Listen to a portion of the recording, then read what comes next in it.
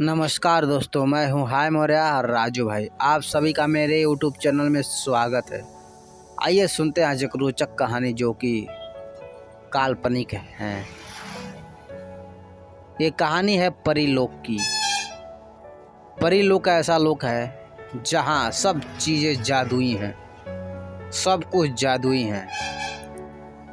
परीलोक से खुशबू परी जो धरती पर आई थी घूमने के लिए, क्योंकि परियां कहीं भी आ जा सकती हैं, कहीं भी घूम सकती हैं, क्योंकि वो जादू से कुछ भी कर सकती हैं। उनके लिए सब कुछ संभव है, असंभव कुछ भी नहीं है। एक लड़का था जिसका नाम था मोहन दास।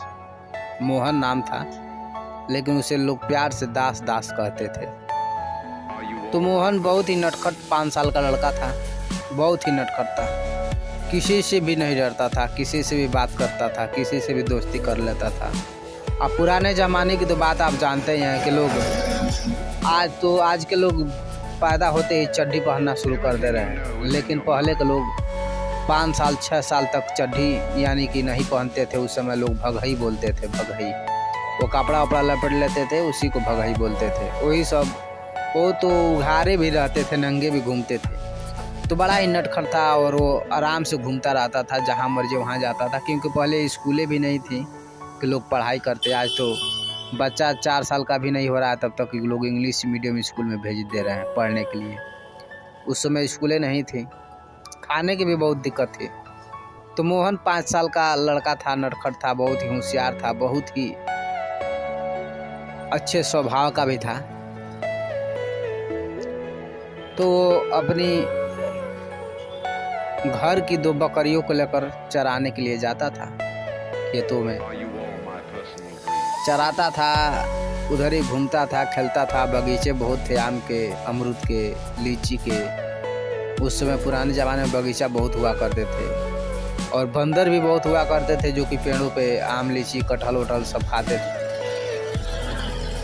तो जब भी वो जाता था बकरी लेके बागीचे में, तो बंदर इधर कूदते थे। तो पूछता था कि बंदर कैसे पेड़ पे चढ़ जाते हैं, कैसे कूदते हैं, क्या हम लोग नहीं कूद पाएंगे, नहीं चढ़ पाएंगे? तो लोग बोलते थे कि अरे तू वो बंदर है, तुम इंसान हो, तुम ऐसे नहीं कूद पाओगे जैसे वो कूदते हैं और फटाफट जल्दी जल्दी चढ़ जाते हैं, तुम नहीं चढ़ पाओगे। तो और भी बातें बहुत पूछता था, लोग उसका जवाब देते थे और उसको बहलाते फुसलाते थे। शाम को जब घर आता तो अपने दादी से कहानियाँ सुनता था, परियों की कहानियाँ। मैंने बहुत सी कहानियाँ उसकी दादी उसको सुनाया करती थी। फिर वो खाना खा के जब सोता था तो सपने में भी वो सोचता था कि परियां कैसी होती हैं, मैं भी उनके लोग जाऊंगा, मैं भी देखूंगा। और यही सब सपने में भी वो आते थे और यही सब सपने देखता था वो। कुछ दिन, कुछ महीने, कुछ साल बीतते गए।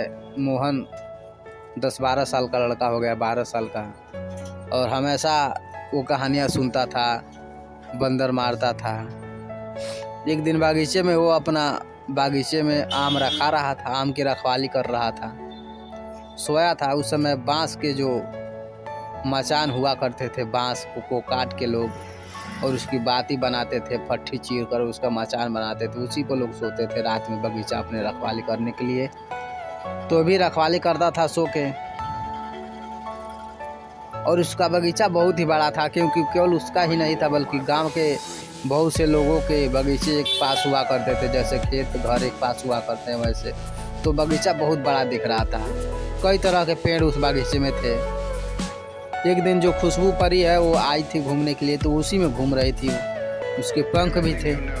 लोग यही बोलते हैं कि परियों के पंख होते हैं, तो पंख होंगे ही उसके।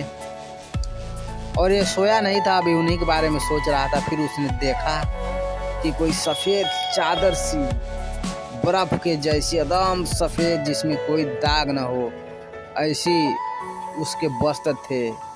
और उतनी सुंदर मखमली आँखों वाली, नीली आँखों वाली, हाथों में छड़ी लिए इधर उधर घूम रही है और उड़ रही है। तो उसके पास गया। जैसे उसके पास गया तो डर गई। उसे लग रहा है कि मुझे पकड़ने के लिए आ रहा है। तो फिर वो पेड़ पे चली गई तो ये बोला कि मैं तुम्हें पकड़ूंगा नहीं, क्या तुम परी हो? तो इसकी बातों को सुनकर वो बोली हाँ मैं परी हूँ। तुम कैसे जानते हो? तो मोहन बोला कि मैं अपने दादी से कहानियाँ सुनता हूँ, दादी मेरी आप ही लोग का कहानियाँ सुनाती हैं, परियों की कहानियाँ। बोलती हैं दादी कि परियों के पास जादू होता है, वो कुछ भी कर सकती हैं। तो परी उसके बातों से सहमत हुई और बोली कि तुम कुछ करोगे नहीं तो पकड़ोगे नहीं ना मुझे? तो मोहन बोला कि नहीं, तुम आओ, मैं तुमसे बात करूँगा, तुम मुझसे बात करो, तुम मेरी दोस्त बन जाओ, तुम मुझसे दोस्ती करो, यारी करो। परी बोली ठीक है। तो मोहन बोला कि नहीं, तुम परी हो, जादू से तुम कुछ भी कर सकती हो, तो यहाँ घोड़ा बना के दिखाओ, घोड़ा मंगा के दिखाओ। परी घोड़ा मंगा दी, अपने छड़ी घुमाई, वहाँ घोड़ा आ गया। मोहन बहुत खुश हुआ, बोला कि मैं इसकी सवारी करूँगा। बोली परी ठीक है।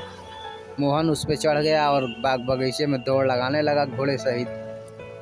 कुछ मिनट के बाद दौड़ लगाने के बाद फिर से वो नीचे उतरा। मोहन बोला कि तुम मुझे मिठाई खिला सकती हो, खूब अच्छी अच्छी मिठाई, खूब मीठी मीठी मिठाई। परी बोली हाँ खिला सकती हूँ। फिर वो अपनी जादू की छड़ी घुमाई और वहाँ मिठाई आ गए, एकदम दूध के बने हुए मिठाई। मोहनदास खाया, बहुत खुश हुआ और मन भर गया, पानी पी लिया। फिर बोला कि तुम मुझे आसमान में बिना किसी चीज के लेकर चल सकती हो, उड़ा सकती हो? परी बोली कि हाँ, लेकिन इतना आसान नहीं है उड़ना। तो बोला कि नहीं, तुम अपने साथ उड़ाओ मुझे।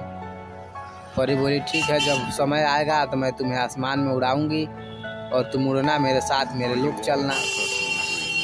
तो मोहन बोला क्या तुम्हारे लोक में बहुत सुंदर सुंदर फूल होते हैं, सब कुछ सोने का होता है और जो पानी है वो चमकता है, बहुत कुछ मोहन बोला था। परी से बोली हाँ सब कुछ ऐसे ही होता है जैसे तुम लोग कल्पना करते हो। फिर क्या ऐसे उनकी दोस्ती बढ़ती गई, रोज परी आती थी, रोज दोस्ती होती थी। फिर मोहनदास बोला एक दिन कि तुम अपने लोक मुझे ले चलो, घुमाओ वहाँ, मैं भी देखूं तुम्हारा लोक। परी बोली ठीक है, समय आएगा तो मैं ले चलूँगी। फिर वो समय भी आ गया और परी अपने साथ मोहन को परी लोक ले गई। जब परी लोक गया मोहनदास, वहाँ देखकर वो चकित रह गया, हैरान रह गया। वो सोचने लगा कि वाह कितना ये सुंदर राज्य है, कितना सुंदर फूलों का बगीचा है, कैसे कैसे फल हैं। वैसे फल वो आज तक कभी नहीं देखा था, वैसे फूल वो कभी नहीं देखा था, सपने में भी नहीं देखा था। वैसे झरने, वैसे नदियाँ, वैसे जानवर, वैसे हिरण, वैसे मोर वो कभी नहीं देखा था, जैसा वो मोहनदास परी लोक जाकर देख रहा था। और खूब बहुत ही खुश था मोहनदास, परीलोक में बहुत खुश था, वो आना नहीं चाहता था। फिर कुछ घंटों घूमने के बाद परी बोली कि अब तुम अपने लोक में चलो, तुम्हें छोड़ दूं, तुम यहाँ नहीं रह सकते। मोहन बोला कि मुझे जाने का दिल नहीं कर रहा है, मुझे यहीं रहने का मन कर रहा है। परी बोली ठीक है, वो भी समय आएगा कि जब तुम परीलोक में रहोगे, वो समय आएगा तो मैं तुम्हें लाऊंगी और तुम्हें बताऊंगी कि कब तुम परीलोक में कैसे रह सकते हो। मोहनदास आया, फिर परी भी आती थी बगीचे में और लोग घंटों बातें करते थे और जो जो मोहनदास खाने के लिए मांगता था वो परी जादू से दिया करती थी और परी फिर मोहनदास को परी लोग घुमाया करती थी हमेशा। और ऐसे ही मोहन की और परी की जिंदगी कटने लगी। फिर मोहन जवान हो गया, मोहन की शादी तय हो गई, मोहन की शादी हो गई। अब उसे समय नहीं मिल पाता था बगीचा रखाने के लिए, क्योंकि अब उसके ऊपर जिम्मेदारियां आ गई थी, तो कैसे जाता। लेकिन कभी काल चला जाया करता था बगीचे में, परी से कभी मुलाकात होती कभी नहीं होती।